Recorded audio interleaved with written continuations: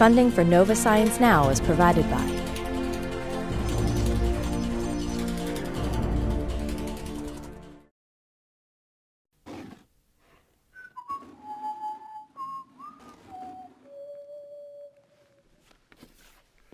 It's part of our pop culture to give animals human personalities and talents. Good boy, good boy.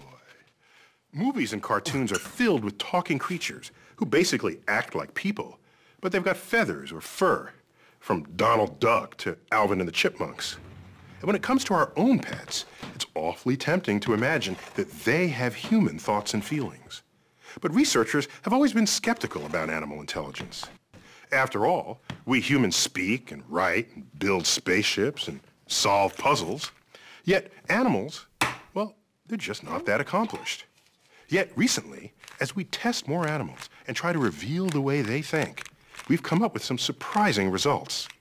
And these days, one of our star pupils is the one animal who may know us the best.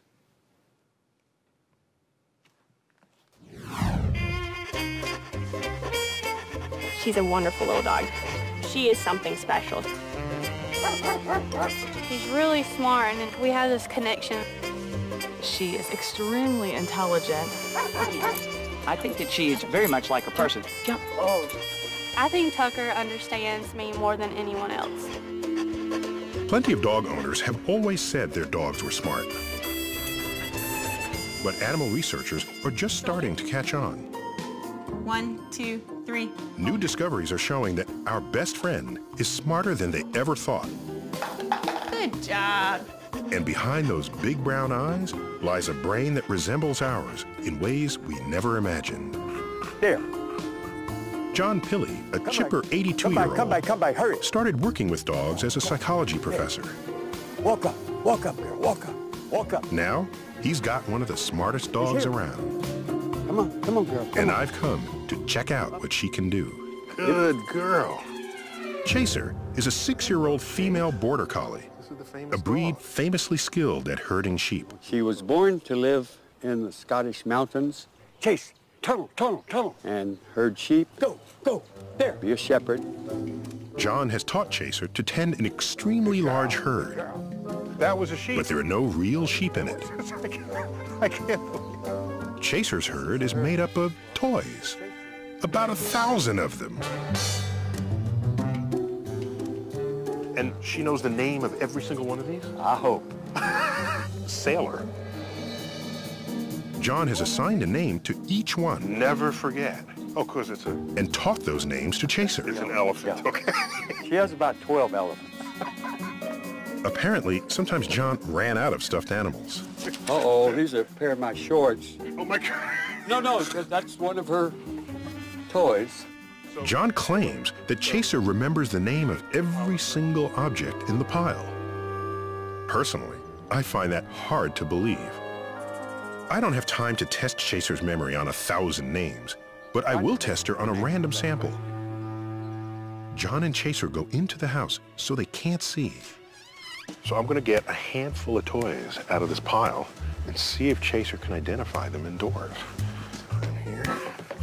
With John and Chaser out of the room, all right, I lay some of the toys out behind the couch. Inky. There's Lover. Now it's time to see if Chaser really remembers their names. All ready for Chaser. Come on, Chaser. Come to Neil. Okay, come on down. Quick. Chaser, find Inky.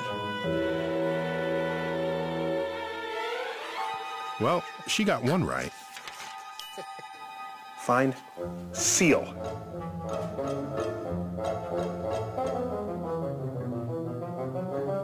Whoa! And that one, too. Okay, ready, Chaser? Now, you might be wondering what's going on behind the couch. Like, is John handing her the toys? Find Crawdad. Let's check our hidden camera.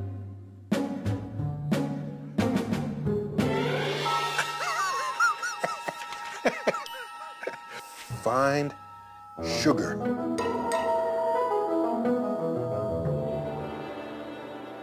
I asked Chaser to find 9 toys, and she got every single one right. And remember, I picked the toys randomly from this huge pile. Neither John nor Chaser saw which ones I picked. Come back, come On back. multiple Come back, trials come with back, John come back. and others, Come back, come Chaser back, come back. consistently aces her test. There's 1,000 toys here. That doesn't, like, spook you? It makes me happy. These dogs have super memories. On your mark, get set, go! Over. Chaser and other border collies like her have shown they can remember hundreds of words and what they represent. Table, table. Reverse. In, out, in. What's more, they can learn these new words very quickly. Over. Table, Chase, table, table, table. Good girl, good girl. So how does this ability compare with other species? Well, besides us, chimps and bonobos are the animal kingdom's top linguists, capable of learning sign language, but very slowly. There are tests where dogs perform much, much better than apes. Owner? Consider this simple task. By the age of 12 to 18 months, a human baby knows to look or go where a grown-up points. What do you think?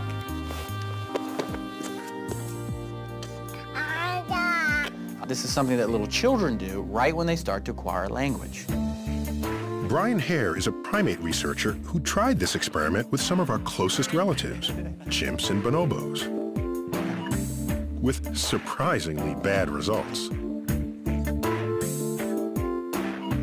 Primates really struggle. If you try to help them and you try to cooperatively communicate to them about the location of food, they're completely flummoxed. They don't understand. Chimps and bonobos can solve some sophisticated problems, but they don't always pay close attention to humans. Brian suspected that this was one test where dogs could do better than the apes. Sure enough, when dogs were brought into the lab, they got the point. So dogs, on the other hand, are really good at this. If you say, hey, you know, the treat's over there, the dogs, they're really good, and they go find the thing. And relative to primates, it ends up dogs have a very special ability. For Brian, the experiment highlights a basic difference between the way that dogs and bonobos view humans. Come here. When I see my dog wants me to be around. He wants me to be his social partner. He actually needs me. Whereas a bonobo and chimpanzee, they don't need me. They're basically like, hey, you got any food? Can I get any food off of you? Is there something I can do to trick you, to teach? No, okay, well, I'm gonna go stay with my fellow bonobos and chimpanzees. They're not interested in making me happy. Compared with primates, dogs are ideal research subjects because they love to cooperate with humans. Good girl. A dog is like a soldier. They're like a soldier of science. They show up and they're like, yes, sir, I'm here to play. Let's do this game. Let's find out how my mind works. You know, is that a biscuit? Okay, I'm whatever you need. So even though primates like chimps and bonobos have bigger brains than dogs and are genetically much closer to us, Brian suspects that in some ways, dogs' social intelligence might be more like our own. Yes, you're a good boy. That's one of the reasons why he and other primate researchers have recently started up new dog cognition labs. Tazzy. If we can figure out how they think and why they were shaped the way that they were, then we'll understand ourselves. Look at that intensity. Look at that focus. They're truly amazing. So how were dogs' minds shaped? Girl, good girl. Dogs evolved from wolves.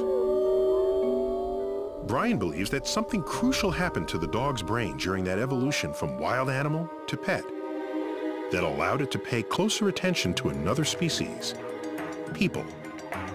It's an exciting idea that somehow dogs, during domestication, are shaped during tens of thousands of years to be able to read our social cues in a way that allows them to survive with us.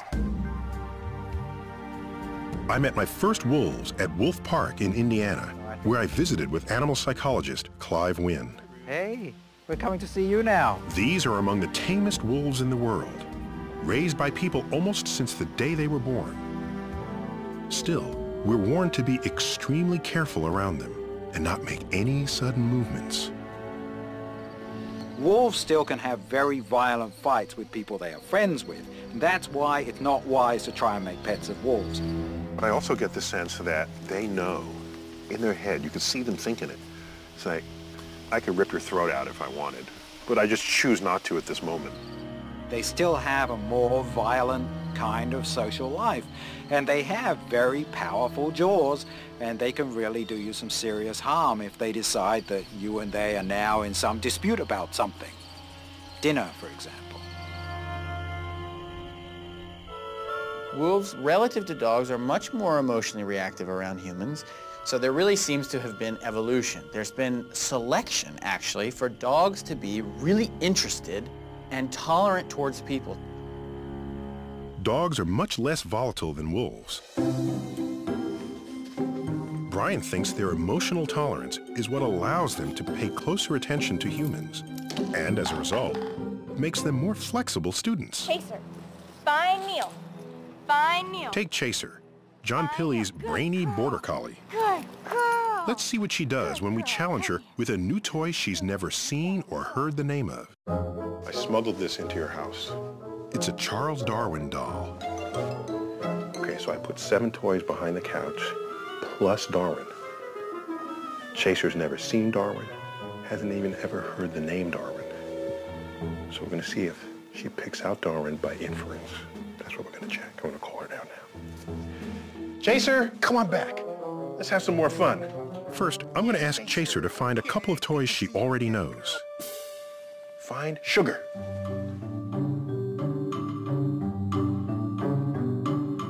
Excellent, Chaser. Chaser, good. Okay, put in a bin. Find Crawdad.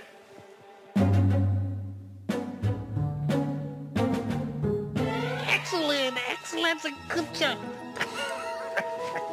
Okay, put in the tub. Put in the tub. Okay, here it comes. A name she's never heard before. Find Darwin.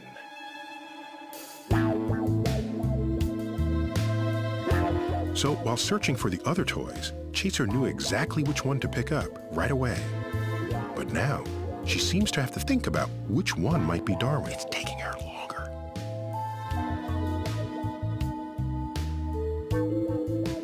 She takes so long, I call her back. Chaser? Find Darwin. Find Darwin.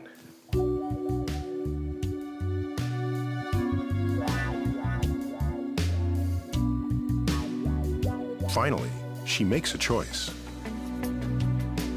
Darwin! It got Darwin! I can't believe it. Chaser's never seen that doll before. Darwin! That's Darwin! You good girl! Yet somehow, she made the connection that the name she'd never heard before You found Darwin! went with the one toy she didn't recognize. It's a good girl! Chaser's not the only dog to do this. That's Darwin! And what's more, dogs like Chaser have shown that they will remember the connection they made between new name and new toy. This is yet another way they can learn. What's interesting about seeing how dogs are learning these new words is that people thought this was really unique to humans, that this was something that was, only humans do this. But it seems that no, that's not the case, that dogs can make these inferences about what novel utterances mean, and they can remember them for quite a long period. Now this looks just like what little children are doing. And so it's remarkable because the flexibility we see in dogs seems to be very similar to what you see in young children at a very important age in their development. Dog research is just getting started. But hopes are high that this animal, so long ignored by science, may give us new insights into how learning works and offer a unique window into the evolution of the mind.